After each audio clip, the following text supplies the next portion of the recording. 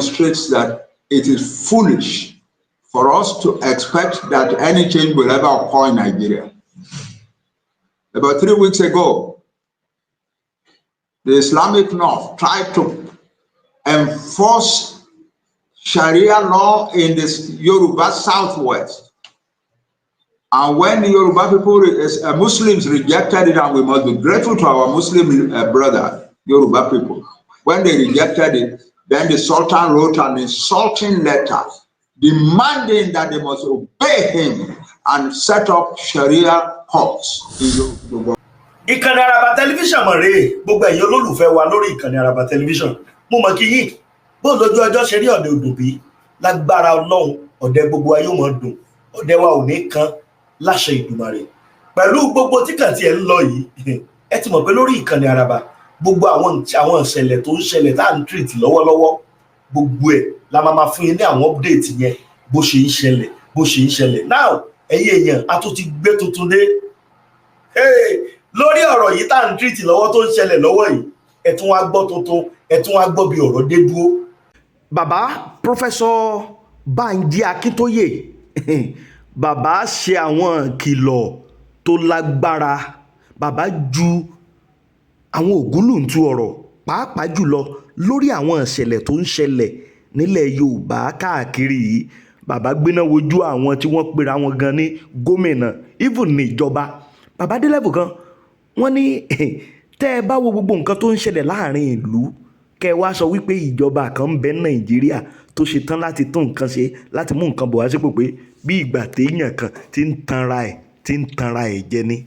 Ṣùgbọ́n bàbá Professor Banji Akintoy, bẹ́ẹ̀ ti mọ̀ pé bàbá ò sí lẹ́yìn randanrandan. The only thing tí bàbá gbàgbọ́ tí wọ́n sì dúró lé lórí ni pé kí Yorùbá nation ó dúró. Àkókò tí wàá tó fún gbogbo ọmọ Yorùbá ká fọwọ́sowọ́pọ̀ pẹ̀lú àwọn bàbá yìí. Ẹ̀yin èèyàn, a tún ti gbèdé, ẹ tún wo tuntun tí mo tún gbé wá lónìí o. Ẹ̀yin èèyàn, ó rèé o. Ọmọ Yorùbá lásìkò yìí o, mo kí yín pátápátá, mo kí ẹ̀yin onímídíà wa nílé àti ní diaspora. Mo kí gbogbo ọmọ Yorùbá tó wà ní diaspora, mo kí gbogbo Yorùbá pátápátá tó wà nílé. Mo kí gbogbo Yorùbá tí ìyà ń jẹ ní Nàìjíríà lọ́wọ́lọ́wọ́, wọ́n ti sọ di pauper and beggar. Mo kí gbogbo yín ẹ kú àsìkò yìí. Nǹkan tí mo fẹ́ sọ ó ṣe pàtàkì púpọ̀, kì í ṣe Yorùbá wa nìkan ni mo fẹ́ sọ sí.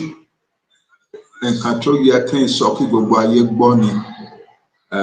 Àti débi tá à ń lọ, káàdẹ̀ wa máa sòótọ́ tó máa gbé wa jáde kúrò nínú àjàgà Nàìjíríà lókù. Torí náà ẹ fún mi láyè, ẹ ní bínú sí mi tí n bá sọ nǹkan tí mo fẹ́ sọ lénìí ní èdè English tí àwọn púpọ̀ káàkiri ayé máa lè gbọ́. Mo fẹ́ particularly àwọn tó ń ṣèjọba ayé kan lè gbọ́ nǹkan tí mo sọ. Ó má di pé wọ́n ṣe wá sọ pé kí ló ń sọ, wọ́n á máa translate fún wọn. Torí náà ẹ jọ̀ọ́ ẹ dáríjì mí. What I have to say today is very important. It is so important that I will not be rendering it in the Yoruba language, because it is a message not only for the Yoruba people, but for the entire world, for the international community. I want significant entities in the international community to hear me clearly, because we Yoruba, we have reached the point now. We have reached what we regard as the door to our goal. And we need to let the world know what we are doing and why we are doing it. We were included in what is now called Nigeria in 1914 through an amalgamation, which the British organized by themselves alone, without any input or signature from any Yoruba person or authority. Our traditional rulers existed, but they were not invited to be part of it. There were highly educated Yoruba people in our country. We have been producing university graduates as far as the late 1850s, but none of the leading citizens of our land was invited to be a signatory to the amalgamation decree. of 1914, of January 1, 1914, we were treated like a conquered people, even though we were not a conquered people. And we were included in a country whose purposes we did not know. Nigeria was created in 1914 for the purpose of benefiting British colonial interests in Nigeria. The British were saddled with, found themselves as rulers of two protectorates, one in southern Nigeria, one in northern Nigeria. The one in northern Nigeria could not produce the income, the revenues to pay the salary of the British officials working in the northern protectorate. And so it became necessary for the northern protectorate to appeal to the British government annually for subsidies to enable them to pay their salaries. And finally, in 1914 January, in 1913 September or November, the British government decided in London that Nigeria be amalgamated. And on January 1, 1914, Nigeria was amalgamated. The two protectorates were amalgamated to make Nigeria. That meant essentially no more than that the resources of the South was being used to finance the protectorate of the North. In the next many years, in the next 30 years, nothing happened. The two protectorates just went on their own. The only thing was that the resources of the South were taken from time to finance the North. Then came the Second World War. And at the end of the Second World War, the world, led by the United States of America, came to the conclusion that colonized peoples should be liberated worldwide. And so the picture arose of a Nigeria that will become an independent country of Nigeria. And under the arrangements for that event, constitutions were created. The constitution that was finally put together in 1949 to 51 divided Nigeria into a federation. And the North was made a region. The protectorates in the South, the Southern Protectorate was divided into two, an Eastern region and a Western region.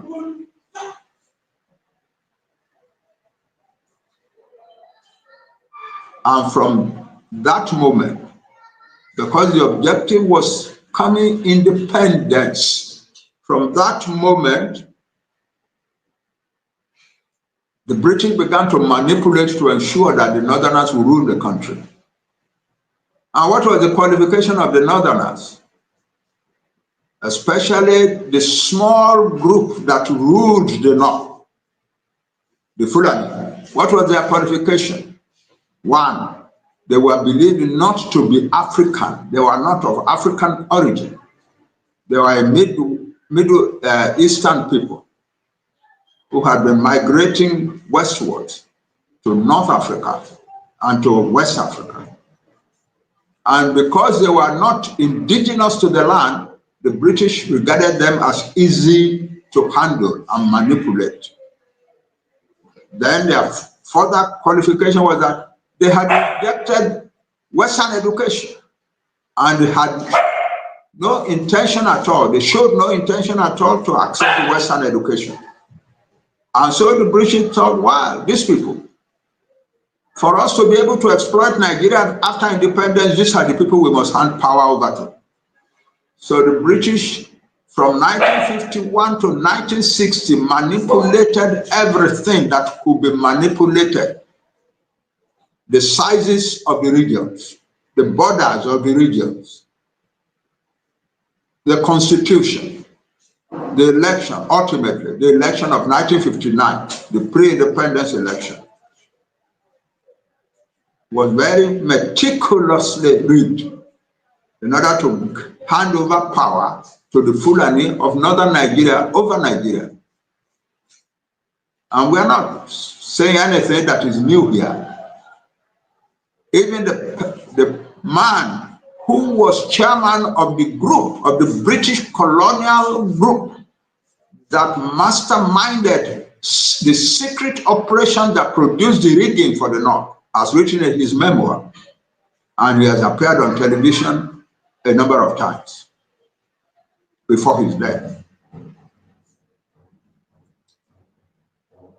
So at independence, therefore, the Fulani of northern Nigeria, living on the population size of the Hausa, became the rulers of Nigeria. And the Hausa themselves, who was, they used to talk of Hausa Fulani. The Hausa were very viciously suppressed, so that Hausa Fulani meant essentially simply Fulani. And the Fulani regarded their duty as not to develop Nigeria, not to develop a country. They didn't know what to do to develop a country. They didn't have the education or the inclination for education or the inclination for modern skills. So they decided that the thing to do was to suppress the other peoples of Nigeria. And so they immediately took advantage, took hold of their Islamic faith, of their strong Islamic faith, as an instrument for subduing the rest of Nigeria. That's what they had used to suppress the Hausa people. So they decided to use it now to suppress the rest of Nigeria. Meanwhile, Christianity had spread in the middle belt of the north and in the south, southeast and southwest, the homeland of predominantly the Yoruba and the Igbo people. But the Fulani were determined to make that kind of fundamentalist and jihadist Islam roll over the whole of Nigeria. Their spokespersons constantly talked of they are going to conquer until they have dipped the Quran in the sea, on the coast, on the Atlantic coast of Nigeria. 11 days after the independence, after the celebration of independence, their leader, Sir Madu Bello, the Sardauna of Sokoto, said to a newspaper, to a local newspaper, this new country called Nigeria shall be an extension, listen carefully, shall be an extension of the estate of our great-grandfather Osman Danfodio. We must use the peoples of the middle belt, that is the middle belt part of the north, as willing tools, and the highly educated peoples of the south, the Yoruba, the Igbo, the Ijo, and so on, as conquered territory, and never let them rule over us, and never let them control their own future.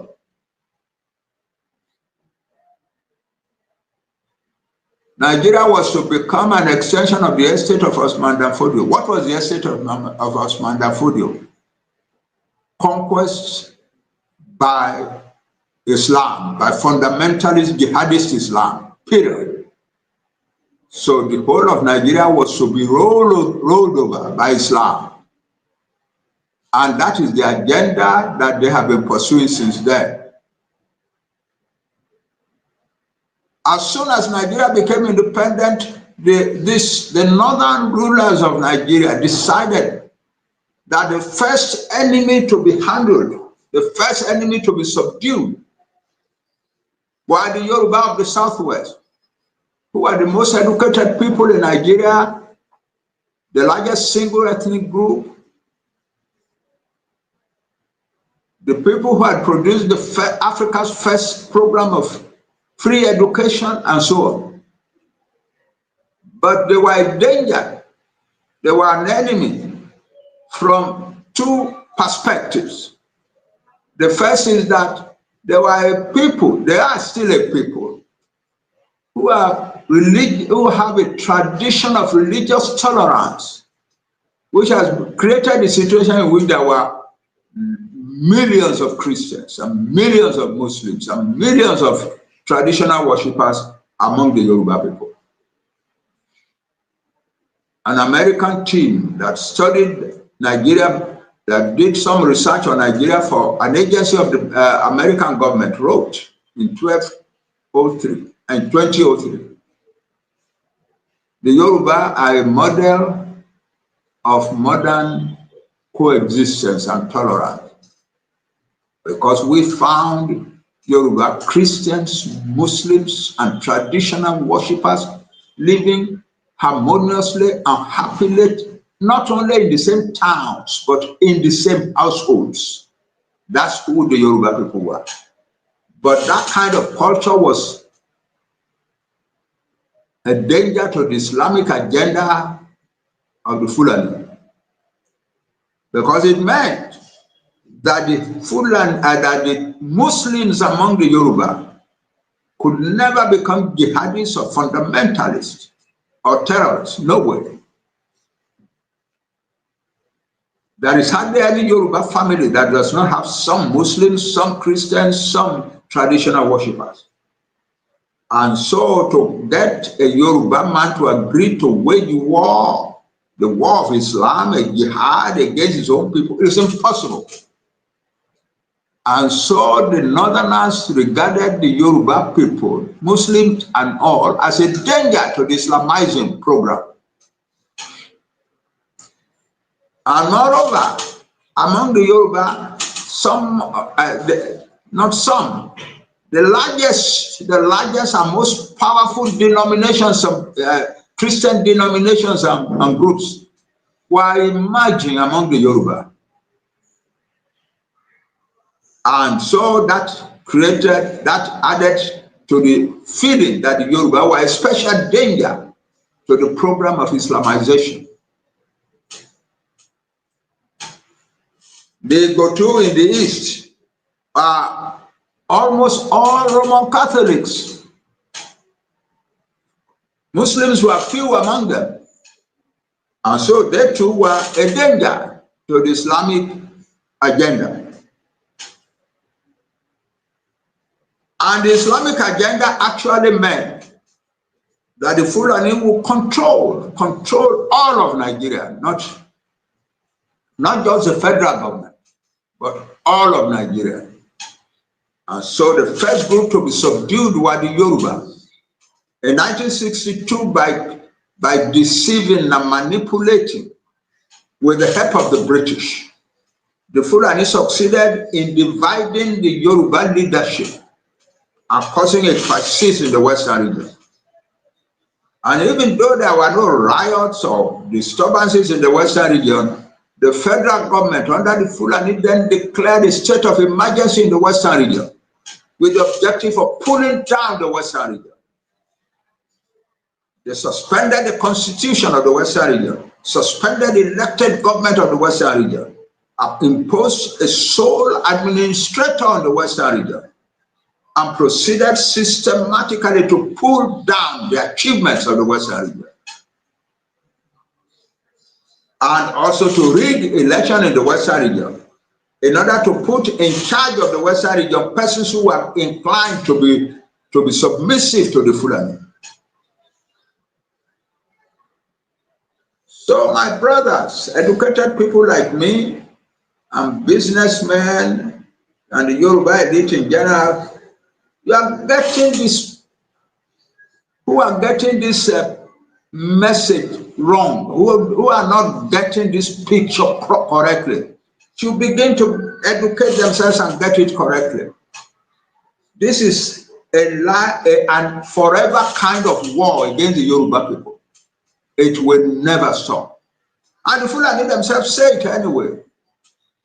We are ready to fight this war forever. We are ready to fight it for decades, for centuries, until we win, until we dip the Quran in the sea, until we turn every one of these people into jihadist, fundamentalist Islamists. The same thing with the Igbo, the same thing with the Igbo in the south.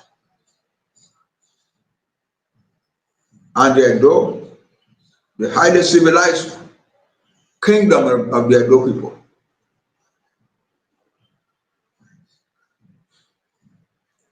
And the hundreds of smaller nationalities in the Middle Belt.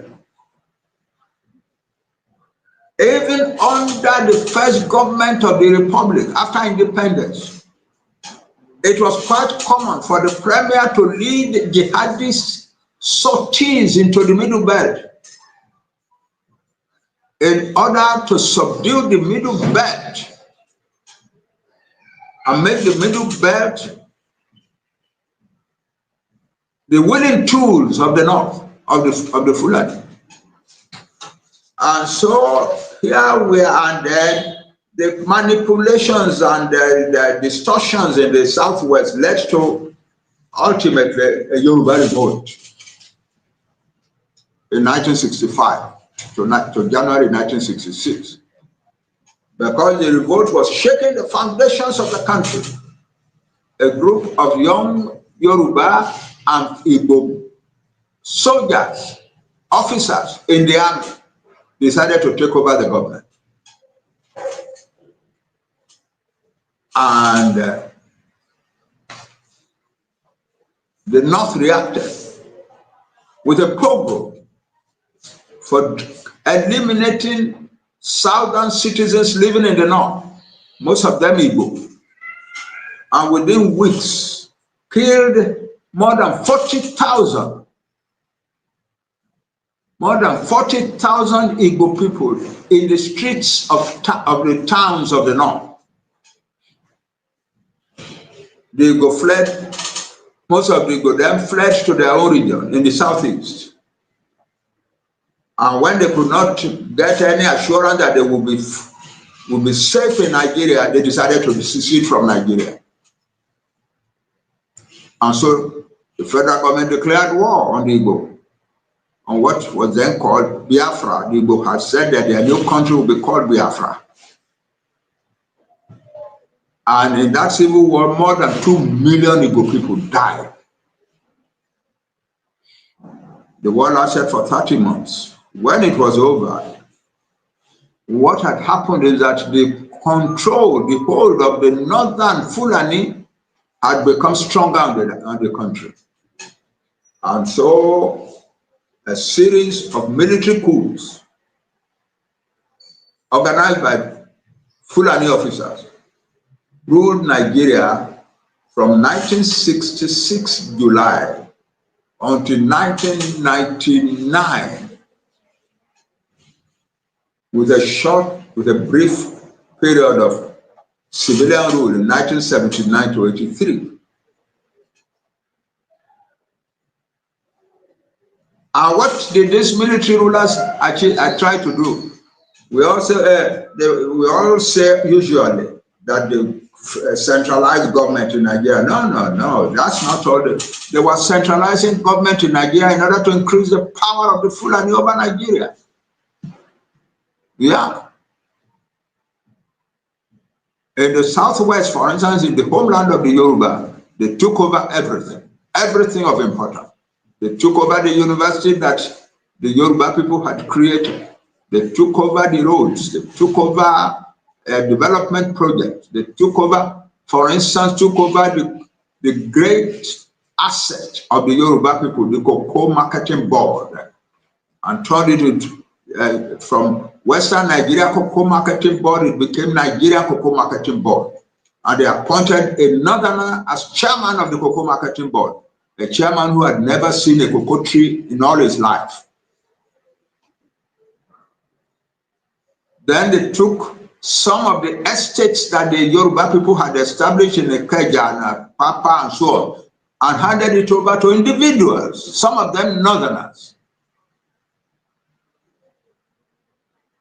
That's what happened. and they destroyed the rest of the economy of the Yoruba. The large plantation of palm trees in Okitipupa were allowed to be abandoned, were more or less, because the federal government under these military rulers believed that they should not allow the Yoruba to return to the position of high development that they had achieved before independence. So everything was abandoned. Everything was taken over and abandoned. The palm tree, the huge palm tree plantation in Okitipupa, perhaps the largest palm tree plantation on earth in the world, was abandoned. The factory that produced oil from it was also abandoned. The large rubber plantation to the west of Okitipupa was also abandoned. The second largest rubber plantation in Africa, and so too was the citrus plantation in Ijebu. So the Western region's economy was systematically dragged down. The Western Nigeria Development Corporation, which had been the largest single agglomeration of investment capital in Africa, was gradually pulled down.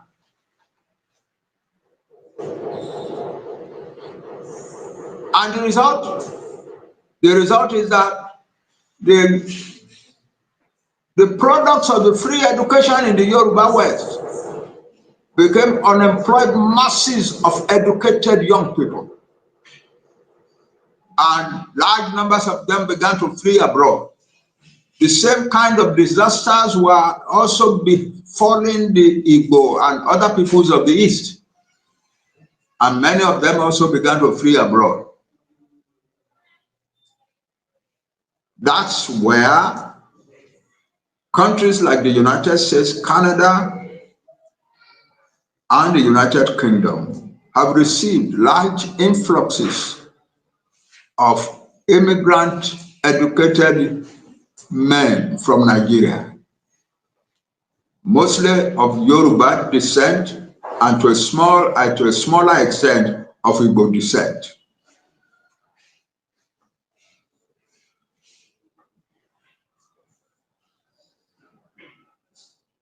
Having succeeded that far, the Fulani finally decided we have to conquer this country fully. We have succeeded politically. Now we must succeed in actual fact.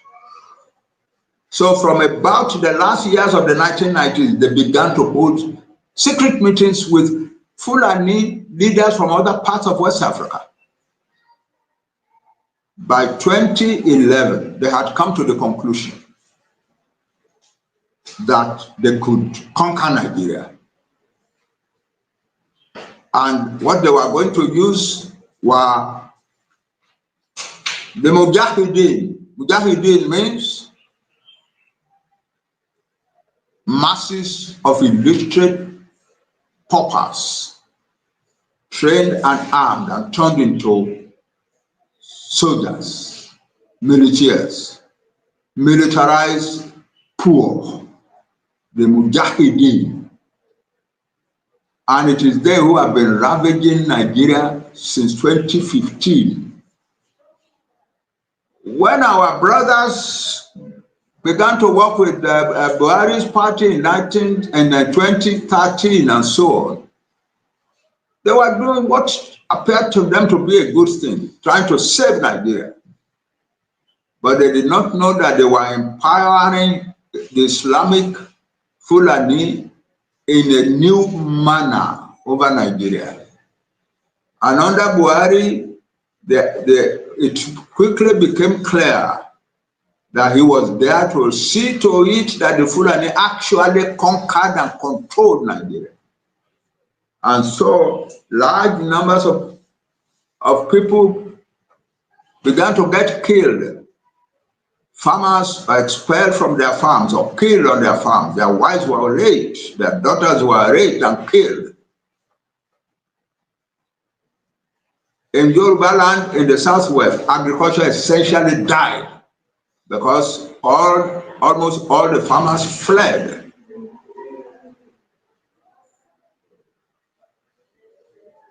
But the Western world was supporting the Fulani and propagating the lie that what was happening in Yoruba land and Igbo land and so on was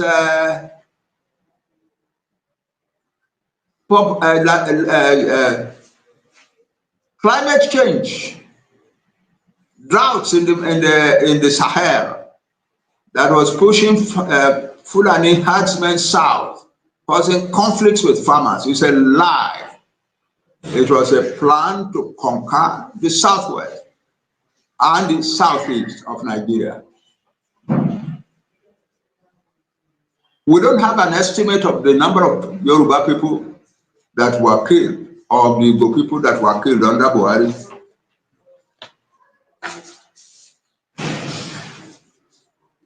But some young men, some Yoruba young men gathered together and did some research and came to the conclusion that in the 8 years of the Buhari administration, and the Buhari administration was openly, manifestly complicit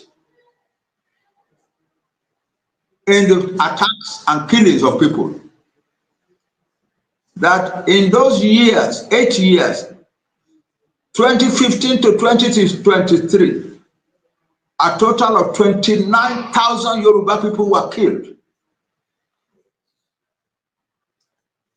The attempt was to impose on Yoruba land a radical Islamic agenda. Attempts were made particularly on churches. For instance, in 2023, I think, 2022, the Fulani terrorists burst upon a church, a large Roman Catholic church in the city, the Yoruba city of Awon, and they killed a total of 87 people. They just burst upon the church and began to shoot. Men, women, old women, children were killed. 87 in all. The newspaper said 40 something. No, it was not that. It was a total of 87 people were killed in that church that morning. People who were serving their God.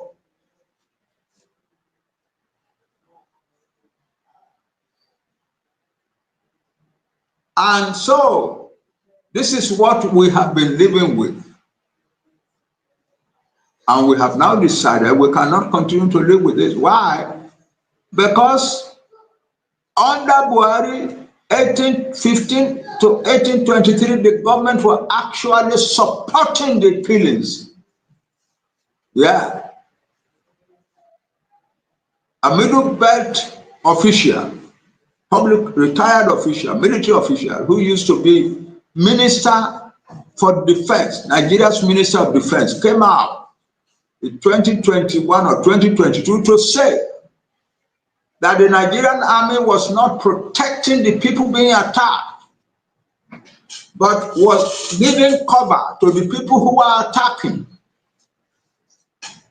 And our experience in the South and the Middle Belt is that if the Fulani jihadist comes to your farm and and you are able to defend yourself and so on, and a Fulani man is to die there, then you will be arrested and be charged with murder.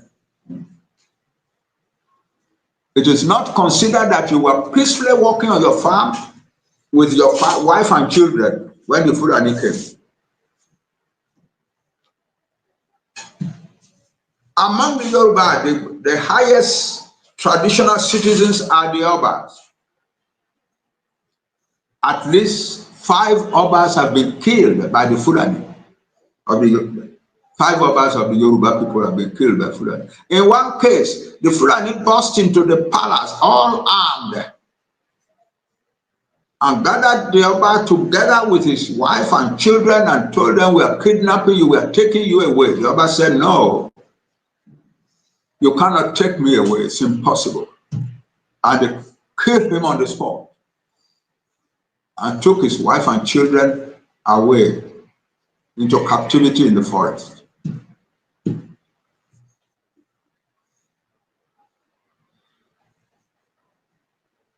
Yoruba politicians listened to their people. In 2020, I was one of the people who went to the governors of the Western region, of the Southwest, of the Yoruba Southwest. And we told them, we must not allow our young people to go and confront these Fulani barbarians in the bush. Our young people are all products of higher education. Our parents have invested heavily on education for these young people. It will be a tragedy for the Yoruba nation to see them perish in the bush, fighting barbarian, illiterate mujahideen. So our governors agreed with us, graciously agreed together to create an institution that the state will use to protect its people, and they called it Amatekun. The federal government immediately also said Amatekun was an unconstitutional creation and must be disbanded. Well, Amatekun is no longer of any value today in the defense of Yoruba land.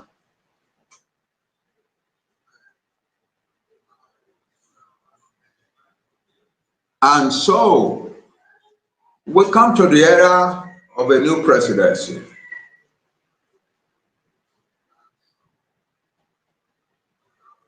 I need to add before I go on to this new presidency, that in order to make sure that not only is agriculture destroyed in the Southwest, the Yoruba Southwest, but that the Yoruba Southwest will not be able to get food from other Yorubas who are living beyond the border in Benin Republic.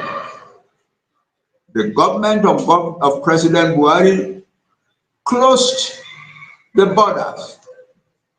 And we all saw on television Yoruba women traders begging at the border to be allowed to carry through their yams and gari and rice and so on.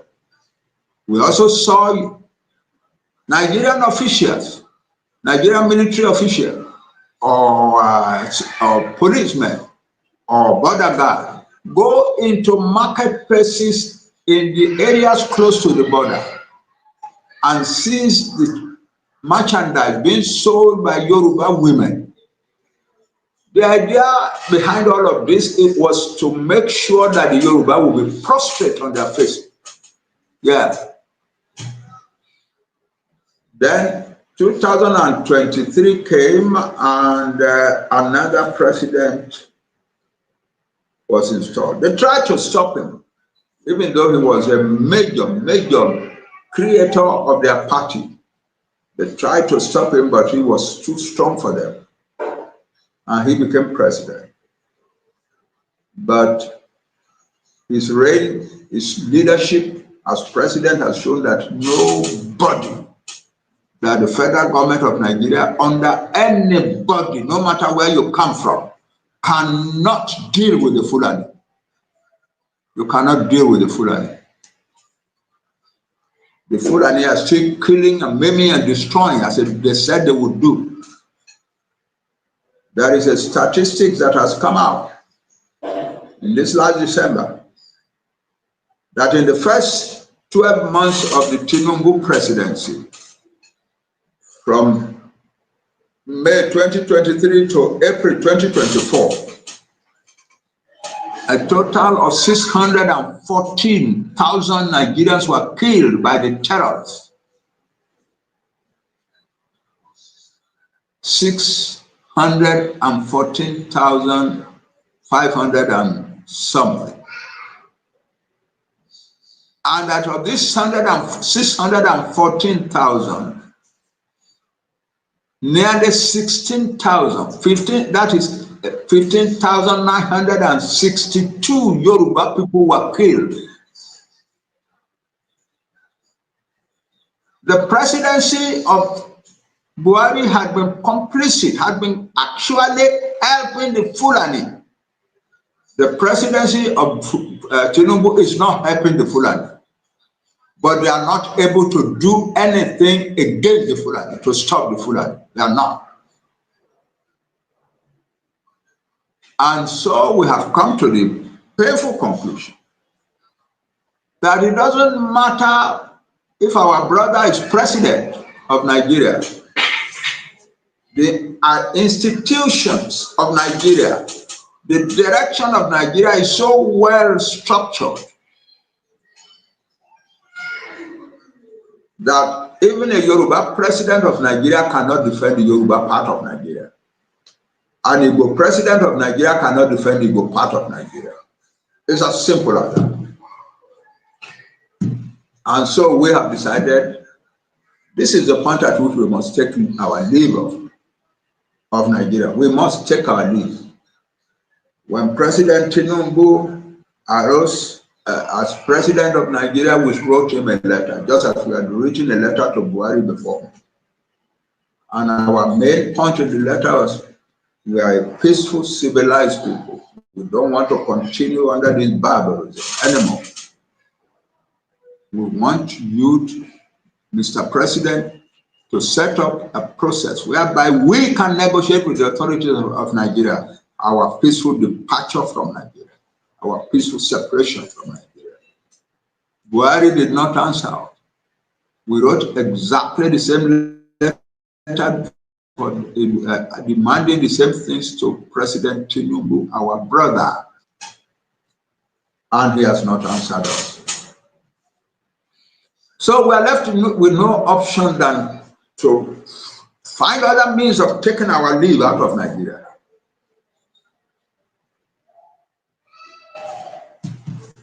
And so we're telling the whole world that Nigeria is a country where a civilized Christian people cannot live. You cannot live here. No. Christian people cannot live. Here is a country in which our young men would defend their fathers on the farm and defend their mothers on the farm against a Fulani, and one Fulani may die and so on. And the police will come and arrest our boys. And when the Fulani people come and kill 20, 30, 40, 100 people in a village or in some villages, nobody goes after them. If a Yoruba group, a Yoruba village or an Igbo village is successful in actually holding a Fulani invader, attacking their village, they are able to overpower and hold them, not kill them. The police will come and take the Fulani away.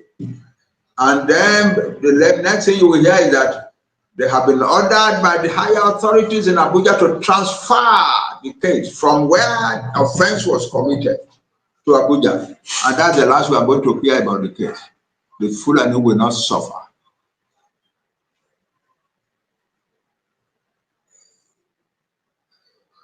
A young woman was traveling on the Ore road in Yoruba land, in the southwest, the daughter of one of our highest citizens in Yoruba land.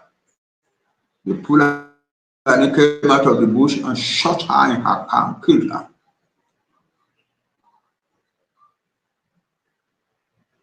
And so we all mourned and wept and so on. But about a month later, the local farmers identified the Fulani who had killed the girl, and 4 of them were arrested. And we heard that, oh, they have been charged to court. But nothing has happened to them. We've never heard of the case since then.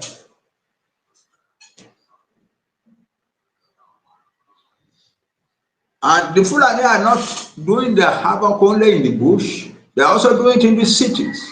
Thank you very much, Omami Odupe. Yes, I think I should sum up now. We've come to the point, the masses of Yoruba men and women who want their own country separate from Nigeria have come to the limit. What has been happening in the past week or two actually demonstrates that it is foolish for us to expect that any change will ever occur in Nigeria. About 3 weeks ago, the Islamic North tried to enforce Sharia law in the Yoruba Southwest. And when the Yoruba people, Muslims rejected it, and we must be grateful to our Muslim brother, Yoruba people. When they rejected it, then the Sultan wrote an insulting letter demanding that they must obey him and set up Sharia courts in Yoruba land. And when the Muslims answered back to say, no, you have no authority over us, then they made the announcement that now a full-scale jihad now starts in the Southwest. And they have been killing people right, left, and center all over the Western region, all over the Southwest ever since. A few days ago, 5 or 6 days ago, they went to a group of villages near Akure and killed about 42 people. If anybody is hoping that this thing will change, will go away, forget it. Our educated people, I can understand, I'm one of you. We want to wait and watch and see what will happen. But I'm telling you that what will happen is that this thing will get worse and worse until it will reach you in your own homes. The Fulani actually declared war in January 2024, on January 24 and January 26, in which they threatened, among other things, that they were coming to inflict particularly painful suffering upon the Yoruba people.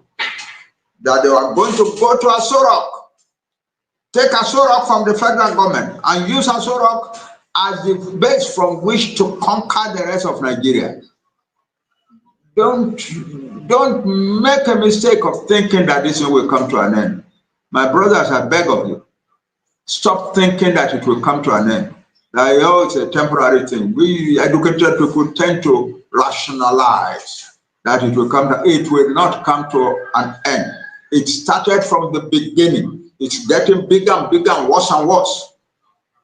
And a day is coming when no Yoruba man or woman will be able to walk the streets the way things are going.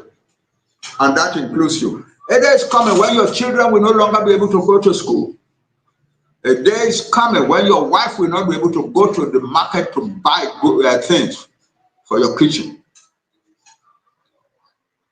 And that includes our obas, the traditional rulers of our people.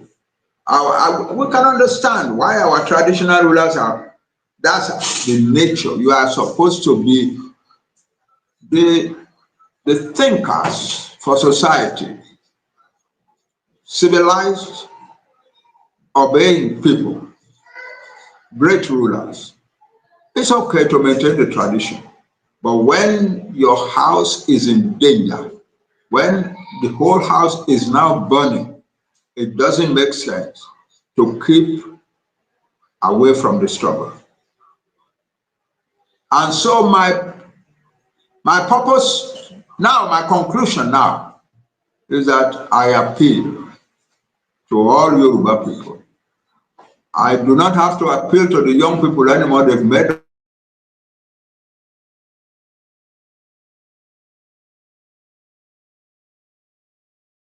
up their mind that final behind them.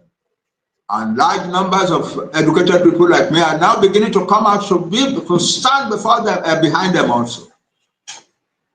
I am appealing to the rest, especially to those of you who have political influence in Nigeria. Come out and support your people and take your country from Nigeria and constitute it into the kind of country that you want. All of you, former governors, former legislators, former civil servant, come out and support your people and take your country from Nigeria and then constitute it into the kind of country that is good for you and your people. There is no wisdom hoping against hope. There is no wisdom living in the same, sleeping in the same bed with an enemy. Stop hoping. Stop hoping that someday it will change for the better. Nigeria will not change for the better. All the time, and it is changing for the worse and the worse and the worse. And you know that what I'm saying is true. We are all in it.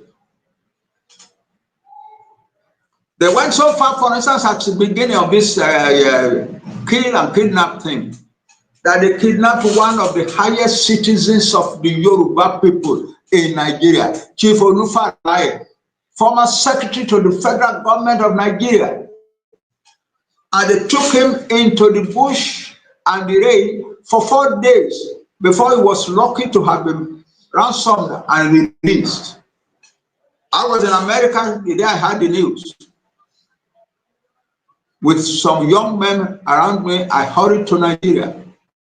To Nigeria the day after he was released, and I saw him. I burst into tears. They had brutalized him severely. There were on his arms.